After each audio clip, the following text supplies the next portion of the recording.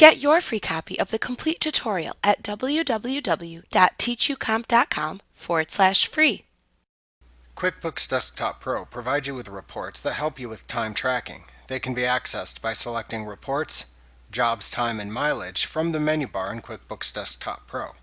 Let's review the names and functions of the time reports available in QuickBooks Desktop Pro. First, you have the Time by Job Summary. This report shows hours worked totaled by customer job and then totaled by service item per job. The Time by Job Detail lists each time activity, meaning work done by a person for a particular customer or job on a specific date, and shows whether the work is billed, unbilled, or not billable. The report groups and subtotals the activities first by customer and job, and then by service item.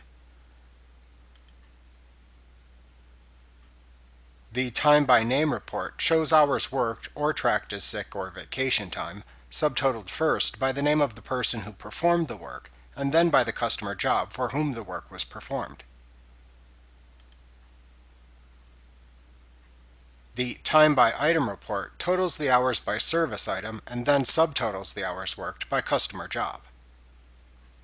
Like what you see? Pick up your free copy of the complete tutorial at www.teachucomp.com/free.